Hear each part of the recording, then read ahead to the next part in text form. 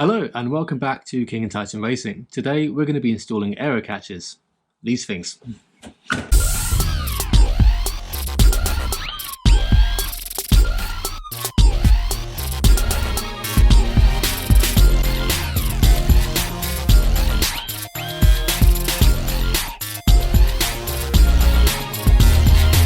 So hood pins, what are they for? Very simply, they're a safety device. So standard bonnet on a standard car, the latch is designed to do, on the MR2, 140 miles per hour was the factory top speed. So that has been designed and engineered to work to that standard. Now, just take the standard factory power. When we're going on a track and we're really pushing the car, and the car's spending a lot of time north of 100 miles an hour compared to an average driving road speed of maybe 40 miles an hour, that's already under more stress. So even without doing any power modifications, that factory latch can fail. Now what happens when that happens? The hood itself will flip back, basically, and blind you, which is not ideal, but even if you do manage to come to a nice steady stop, you're going to completely smash your windscreen. So that's not ideal. How do we prevent it happening, especially if you're going to be adding power? If we do an engine stop on the MR2, that could be going north of 170, hopefully. So that is absolutely going to fail. So we install hood latches or bonnet pins, whatever you want to call them. There's many designs. I've gone for AeroCatch just because I quite like to look at them. It seems to be a design a lot of the GT cars have, and that's definitely good enough for me. So it's a really simple system, and it's this pin goes in the engine bay and attaches to the chassis. Then this latch attaches to the hood. That closes on the pin when it's closed. And now you have your bonnet or hood attached directly to the chassis. The challenge, though, comes with fitting it, because to do so, we have to drill holes in our bonnet. Now, I've just made this one, as you know, and that makes me quite nervous about doing this, especially where I'm actually not even finished making this one. It's got its final layers of lacquer to go, so I thought I'd do this first, do the touch-up areas, and then seal it all in. But we'll be careful, we'll make it work. What you do is you drill the hole. I'll show you in a minute when we actually go on the car, but we're going to drill a hole for this. Then we're going to drill a much larger hole for all of this. So you end up kind of working out where you want it to be and then working out where you want to fit it in the engine bay. And ultimately, if you get it right, it looks great. It's a really good modification to do. A lot of tracks actually require you to have done it anyway, so that always helps so that you can actually go out. But also you'll be out there on the track knowing that you've secured yourself really properly. Before we get started, we'll take a quick look at the tools we're going to need. An electric drill is absolutely mandatory, and you're going to want some Christmas tree bits for that, which will allow you to steadily and carefully increase the size of the holes you're drilling at each end of the piece. You're going to want a Dremel. Again, you can use an angle grinder, but a Dremel is a precision tool and will make this so much easier. I have done it with an angle grinder before, and I don't recommend it.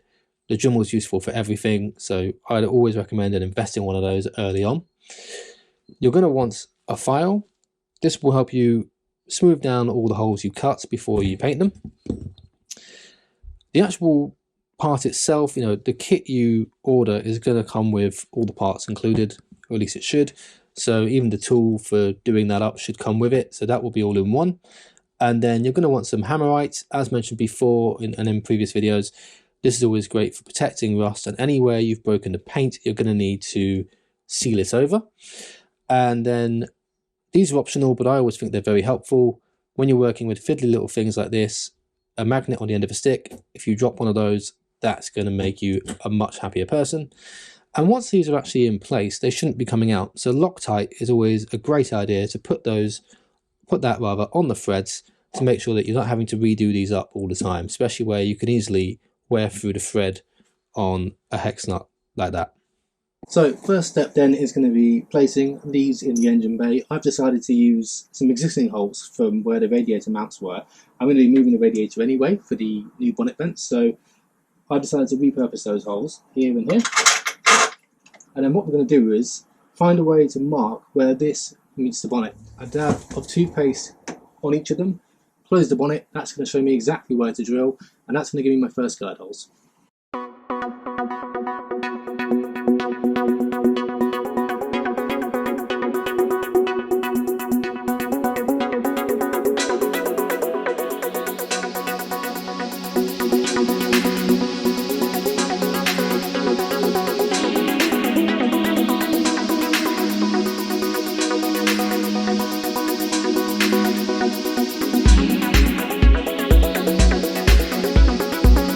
Okay, great. So we've lined that up really nicely with where we wanted it to go, and as you can see, the toothpaste, it just works. You get a nice neat hole, and they'll be exactly where you want it to be. Now you just wipe that off, and it's like it was never there. The next stage is the catch.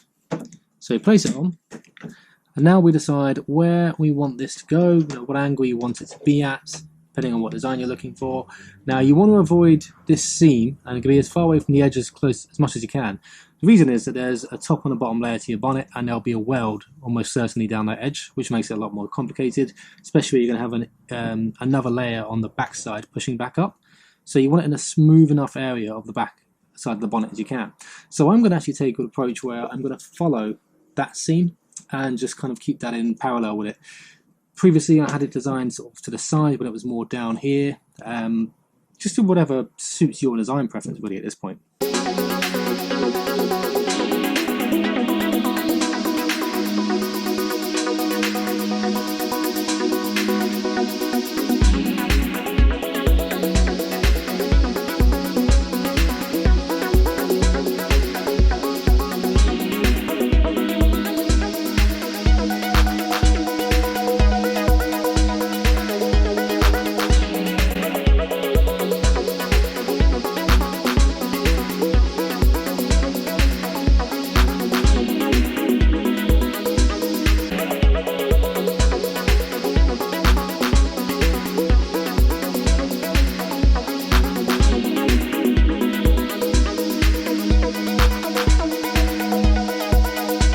So we're now at the final stage with the tools before we do the tidy up, and what we're going to do is pop in the catch, and all we need to do now is drill the 6 holes out, which our screws are going to go through to make the top and bottom parts of the latch.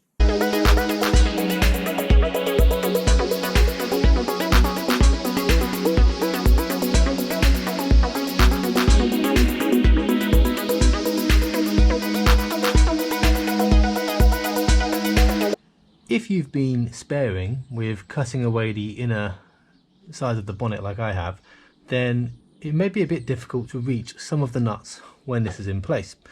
Now what I've done is I've actually popped these 2 in because I can't reach them from underneath here, and I've actually glued them in place just to make sure they don't fall out into the bonnet. So what I can do now is pop that in place, pop in the piece, and I can now do up the 2 nuts on the top of that, which will secure this, and then go around and reach all these others from the underside. I now hold the parts together using the first 2 bolts covered in Locktite, as mentioned earlier, which will hold it all still while I then go around and do up the other 4.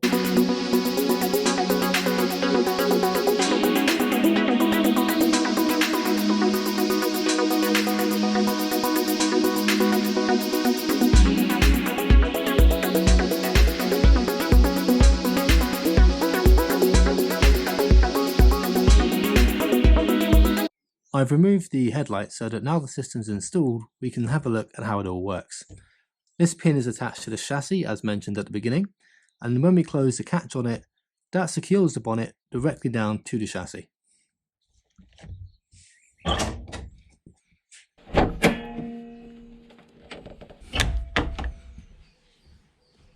Right, now that's project complete. So the latches are back in. I think they look fantastic. It's all secured in place.